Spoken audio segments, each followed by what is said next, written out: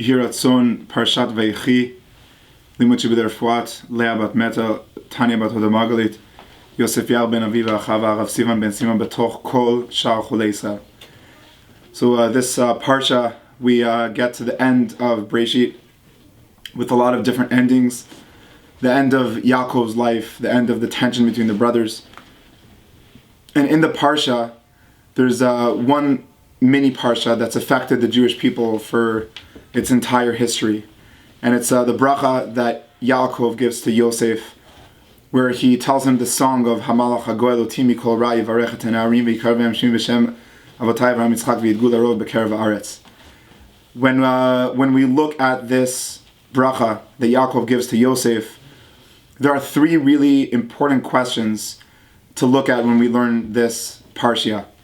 The first thing is at the beginning of Yosef's life, we hear about Yaakov giving Yosef a kutonet pasim. He gives him a special clothing, and he separates Yosef from the brothers. And there's a lot of speculations for what was the reason for this separation, what was Yaakov's mindset when he was separating Yosef from the brothers. But whatever the action was and whatever the reason was, it's very obvious that the result of that disconnect was very negative. The brothers hated him, he felt separated from the brothers, and that separation resulted in one of the saddest stories in Tanakh. So we obviously think that Yaakov would learn the lesson and realize that separating one from the other is dangerous. And we get to Perek Memchet at the end of the story, and it says in Pasuk Tedvav Yivarech et Yosef. So we know that Yaakov is going to bless all the brothers. But again, at the end of Yaakov's life, he feels a need to separate Yosef from the brothers. And he gives a special bracha to Yosef. And so the first obvious question is, why make the same mistake? When Yaakov separated Yosef, it resulted in one of the saddest stories you could ever imagine. And here they are all together. And again, he calls Yosef over with all the other brothers on the side and he says, well, I want to separate you. Why would he do that? The second question is in the pasuk itself. It says, V'yivarech et Yosef. So our expectation is a bracha to Yosef. So we look at the bracha, and the bracha says, Hamalach HaGoel Oti Mikol Ra Yivarech Et Ha'Ne'arim. Be consistent. If you want to give Yosef a bracha, give Yosef a bracha. Don't give his children a bracha.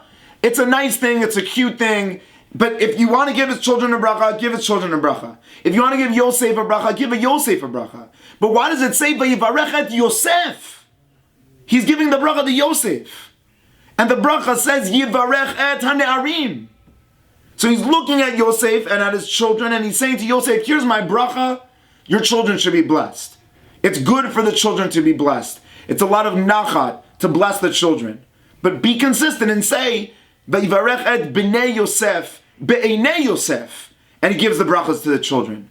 But don't say that the bracha is for Yosef and then bless his children. And the third question is the bracha itself to the children is V'yidgu larov b'kerev haaretz. And a lot of the Mefarshim say V'yidgu is from the word dagim, that they should become like fish. And so there's a lot of questions on what does it mean that they should become like fish. And so all three of these questions will connect to one idea. But to begin the idea, we're just going to focus on the idea of V'yidgu larov b'kerev haaretz. The Sfat Emet in the year 1877, he says, what's the idea of the fish? Kmo dagim shehayam mechase alehem. Kmo ken al yedei Torah shenimshela lemayim yechol adam lihitkasot. It's a very strong explanation of the Sfat Emet, very different than any other explanation that I've seen before. The majority of the Parshanim, when they speak about V'yidgu, that they'll be like dagim, it's that there'll be a lot of quantity. They should have a lot of prosperity, a lot of children, a lot of success, a lot of money, a lot of positions. That's the way we perceive it. And when we look at this, the truth is the Sfat Emet says the exact opposite. With all of the prosperity and the quantity of the fish, They are so dependent on the water. It's not a good scene, but if any of us ever went fishing, I would be too nervous to, but some people do. The moment that the fish disconnects from the water, there's a crazy shaking of the fish. They can't be without the water. And the idea of the water is to remind the fish that you do not need only prosperity, but you need protection. The bracha of Yaakov to the children of Yosef is stop thinking that affecting means that you're a success.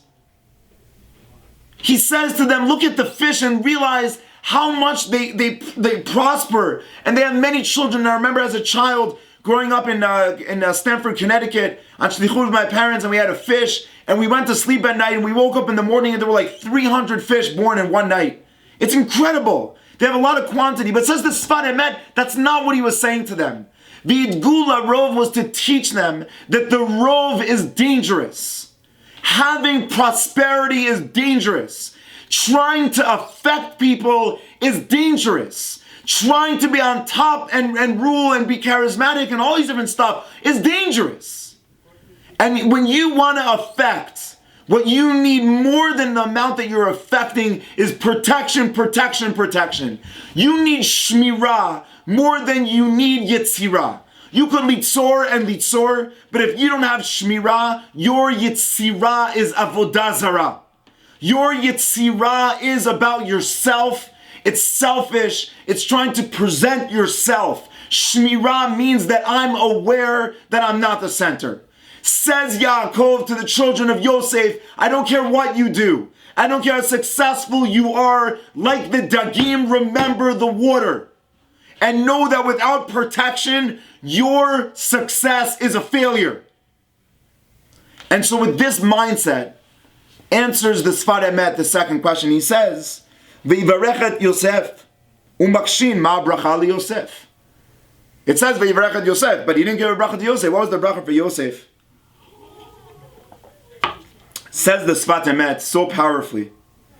The bracha was that he didn't give the bracha to him, but to his children. And if we go back to the first question was, why would Yaakov, after separating Yosef at the beginning of the story, separate him again? But it's very different. Here where he separates Yosef, he says to Yosef, you are not the center. Your children are. But the bracha to Yosef is the shmirah of thinking that you are the center. He says, Yosef, my last message to you is the biggest mistake that I made with you. The mistake that I made when I thought that the bracha is to be above, to be special. Now my bracha is realize that you are not getting the bracha, Yosef. You're not the one that's going to be blessed. You're the one that's going to look at your children and realize that this is your effect. And that your bracha is to realize the bigger picture and not just that you are the center of the picture. And so when we look at this, he says that the bracha of Yaakov to Yosef, when I was learning with my chavruta, Rabbi Akiva Friedman, we said that there's a different perspective on the bracha here. The bracha says to Yosef the character of affecting. That affecting is dangerous. And you need shmirah, you need protection, you need halacha.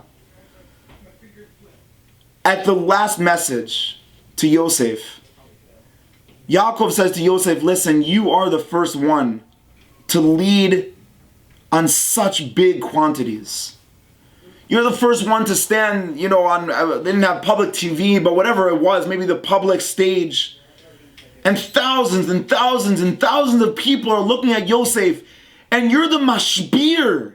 You're the center of hashpa'ah. You're the center of affecting, of giving, of changing. Paro looks at you and says, you're the main guy, mi kamocha. You're just so good.